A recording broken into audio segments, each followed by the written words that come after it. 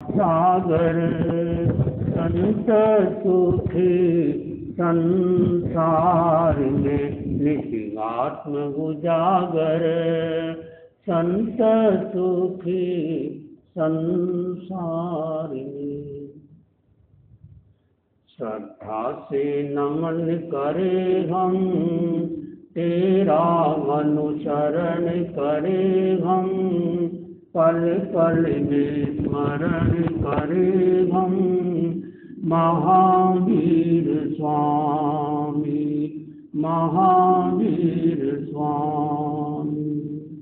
ओंकार बिंदु संयुक्तम नित्यं ध्यायन्ति योगिनः।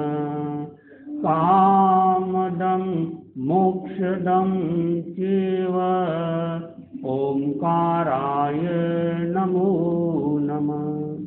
ओंकाराय नमो नमः। ओंकार का जो योगी बिंदु सहित नित्य ध्यान करता है, उसके काम और मोह का क्षय होता है। ऐसे ओमकार को नमस्कार। आराध्य के पावन चरणों में वंदन। अत्य विराजित श्रद्धेय मुनि श्री संजय कुमार जी स्वामी, मुनि श्री प्रकाश कुमार जी स्वामी, धर्म प्रेमी भाइयों और बहनों, आज का दिन एक संबंध का दिन है। जहाँ संबंध होते हैं वहाँ दोनों तरह के संबंध होते हैं। राग प्रधान संबंध भी होता है तो देश प्रधान संबंध भी होता है।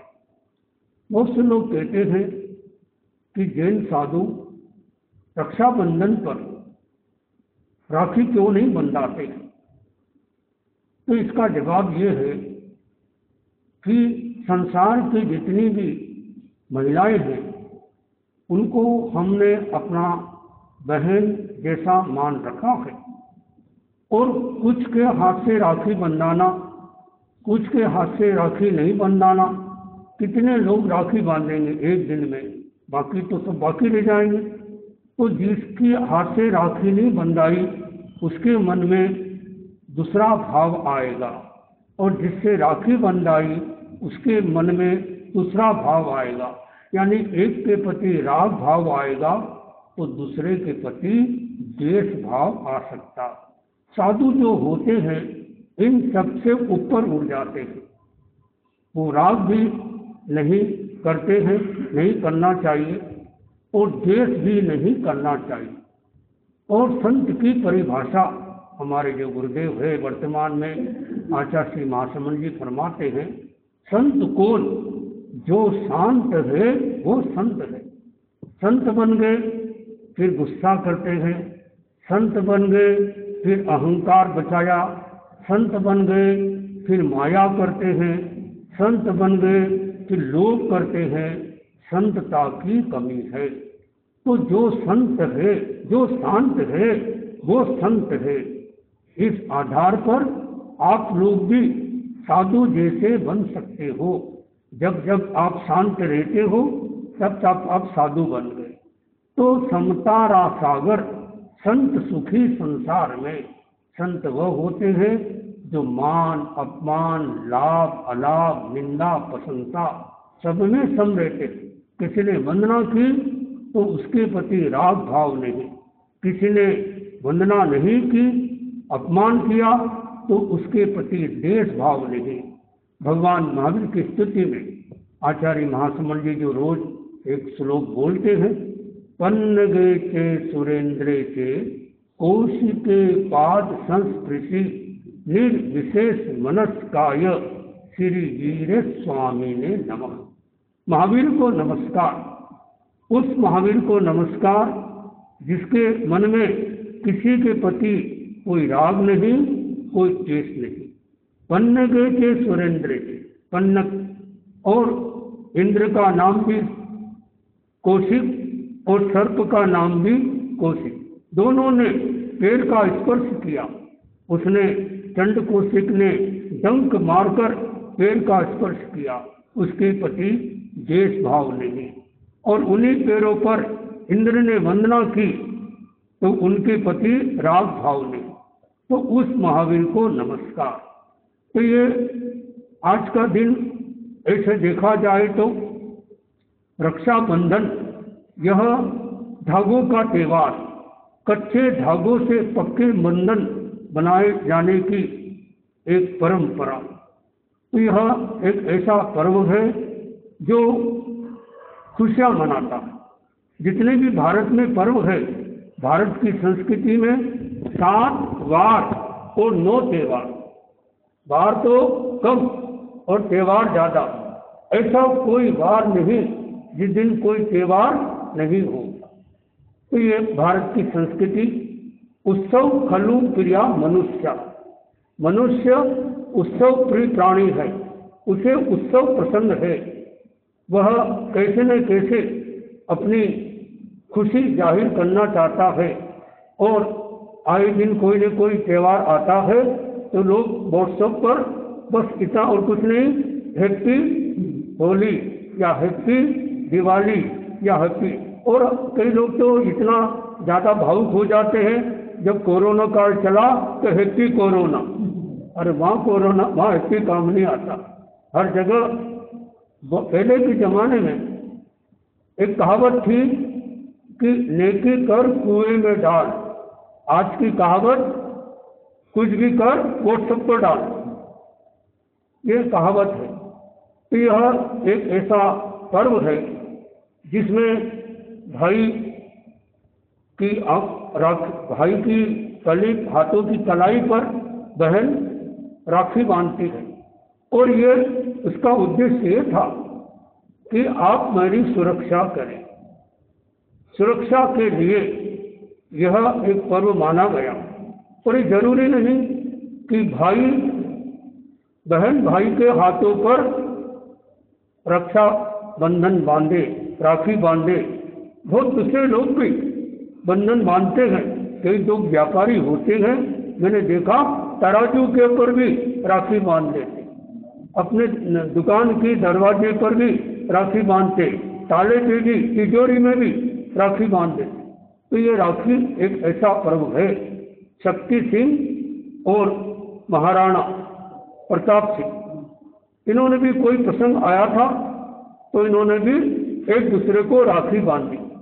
और कोई प्रसंग ऐसा आया जब प्रेम ज़्यादा बढ़ता है तो कभी कभी फिर साथ में घृणा भी बढ़ जाती, और दोनों के आपस में कोई बात को लेकर लड़ाई हुई, और ऐसी भयंकर लड़ाई हुई कि एक दूसरे को मार दे।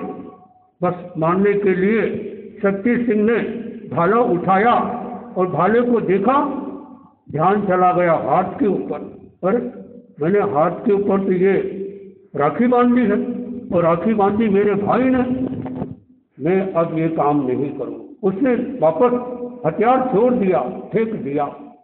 तो इतिहास साक्षी है कि सबसे पहले 5 पांडवों को श्री कृष्ण वासुदेव ने राखी बांधी और कहा, धर्म तुम्हारे साथ में रहेगा, धर्म की विजय होगी।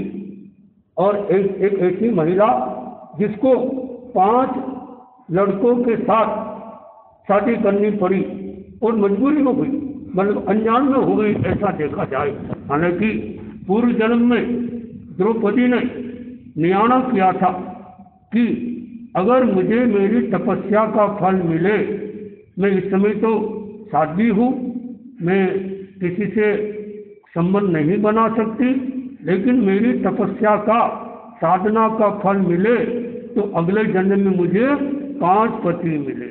जो उसने देखा कि एक महिला के साथ 5 पति प्रेम कर रहे हैं, तो मन में ये संकल्प जाग गया। इसलिए इस भाव में क्या हुआ, द्रौपदी बन गई, 5 पति मिल गए, लेकिन मोक्ष नहीं हुआ। 5 पति का तो मोक्ष हो गया, 5 पांडवों का मोक्ष हो गया। 5 पांडवों ने और द्रौपदी ने दीक्षा ले ली, संधारा भी किया, लेकिन 5 पांडवों का मोक्ष हुआ। द्रौपदी का मोक्ष नहीं हुआ।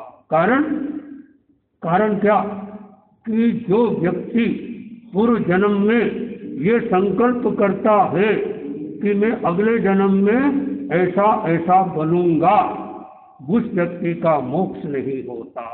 कोई आपसे पूछ ले क्या अगले जन्म में आप साधु बनोगे, क्या अगले जन्म में आप केवल ज्ञानी बनोगे, क्या अगले जन्म में सिमंदर स्वामी के पास जाओगे, तो क्या कहना अगले जन्म की बात नहीं करना। जो व्यक्ति अगले जन्म की बात करता है उसका मोक्ष अगले जन्म में नहीं होगा, ये नियम है। लोग भावुकता में कह देते हैं कि हम इस जन्म में तो साधु नहीं बने, अगले जन्म में साधु बने। एक लड़की कनाडा में मेरे पास आई और उसने कहा समन जी आप बहुत अच्छे लगे, मैं भी अगले जन्म में समनी बनकर तुम्हारे साथ रहना चाहती हूँ। मैंने कहा पहली बात तो क्या अगले जन्म का पता है कि तुम अगले जन्म में मनुष्य बनोगी? बड़ी कैसे कह सकते हैं? बोले ये नियम है। मैंने कहा कि जो व्यक्ति इस जन्म में सच्चा जैन बन गया, सच्चा सावक साधु बन गया, सच्चा श्राविका बन गई, वो अगले जन्म में मरकर लड़की नहीं बनती, अगले जन्म में मरकर लड़का नहीं बनता, तिरंज गति में नहीं जाता, वह नरक गति में भी नहीं जाता। उसकी मात्र अगर मोक्ष नहीं हुआ तो एकमात्र देव गति में जाकर देव बनते हैं। तो आप अगले जन्म में तो यदि इस जन्म में सच्ची तुमने साविका बन गई हो तो अगले जन्म में समनी कैसे बनोगी? बोले केवल मेरी भावना है। मैंने कहा भावना है तो समनी की भावना क्यों रखे, साध्वी की भावना रखे, और अगले जन्म की भावना क्यों, इसी जन्म की भावना रखे। तो भावना जो जैसा आदमी भावना करता है वो वैसा बन जाता है। भावना का सारा खेल है। भावे भावना भाविये, भावे दीजिए दान, भावे धर्म आराधिए, भावे केवल ज्ञान। आदमी भावना करते करते मोक्ष तक पहुंच जाता है और बुरी भावना करते करते नरक तक चला जाता है। राजा सैनिक के पिताजी प्रसन्नचित्त, वो भी राजा थे, और राजा सैनिक 100 भाई थे। पहले के जमाने में बच्चे बहुत होते थे, बहुत लड़के लड़कियां, 3 करोड़ बच्चे चक्रवर्ती के होते थे, 3 करोड़ बच्चे चक्रवर्ती के उस समय की बात। तो 100 बच्चे हुए प्रसन्नचित्त के। तो देखा कि मेरा राज्य कौन चलाएगा। परीक्षा करने के लिए पहले कैसे कैसे परीक्षा करते थे। महिलाओं को शादी करना है तो कैसी परीक्षा करते थे उस समय। सीता ने सोचा जो इस धनुष को तोड़ेगा उसी से मैं शादी करूंगी, और से नहीं करूंगी। सब लोगों ने धनुष तोड़ने की कोशिश की, सबसे धनुष नहीं टूटा। रामचंद्र जी आए, धनुष को तोड़ दिया, और वो शर्त के आधार पे सीता ने शादी की। तो ये कहा गया कि कैसे करते थे। तो राजा सैनिक की परीक्षा की गई। तो पुत्र थे उसके पसंदीद के, खाने की व्यवस्था कर दी और दरवाजे सब बंद कर दिए, और ऊपर खिड़की में से वो उसके पिताजी देखते हैं कि क्या होता है। 100 जनों को बिठा दिया, 100 पुत्रों को खाने की व्यवस्था कर दी, और तरीके से समझा दिया था जब ये खाना शुरू कर दे तो शिकारी कुत्तों को छोड़ देना। बस फिर क्या हुआ, शिकारी कुत्ते आए, सब भाग गए, सब भाग गए, 99 पुत्र भाग गए। एक जो सैनिक था, राजा सैनिक, राजकुमार सैनिक, वो नहीं भागा। और ऊपर से देख रहे कि क्या बात, ये डरता नहीं, इसका कारण क्या? तो कारण देखा उसने कि वो कुत्ते आते गए, और जो 99 भाइयों की जो थालियां थी वो थाली खिसकाता गया, कुत्ते भी खाते गए, वो भी खाता गया। तो कितना अच्छा। उससे पूछा गया तुमको डर क्यों नहीं लगा? बोले जो डरता है उसको सब डराते, मैं डरा नहीं। और कैसे किया? बल देखा होगा, उससे बता दिया कि जो दूसरों को खिलाता है, जो दूसरों को खिलाना जानता है, वो खुद खा सकता है। मैंने दूसरों कुत्तों को खिलाना शुरू कर दिया, और भूखा आदमी ज्यादा आक्रमण होता है, जो लोग तपस्या करते हैं, पूरी तपस्या करते हैं, देखिए उनको ज़्यादा गुस्सा आता है। जो तपस्या के साथ ध्यान करते हैं, जाप करते हैं, कायोत्सर्ग करते हैं, स्वाध्याय करते हैं, उनको गुस्सा नहीं के समान आएगा। इसका कारण क्या है? इसका ये कारण है कि रोजाना हमारा जो लीवर है 350 ग्राम पित्त पैदा करता है, और वो हम खाना खाते हैं, वो पित्त का खर्चा हो गया। लेकिन अब जिस दिन खाना नहीं खा रहे हैं, वो पित्त क्या करेगा? आहारम पचती सीखी, आहार वर्जित दोषनम, अग्नि आहार को पचाती है और आहार के अभाव में वो दोषों को पचाती है। तो ये देखा गया कि जो पूरी तपस्या करता है उसको गुस्सा ज़्यादा आता है।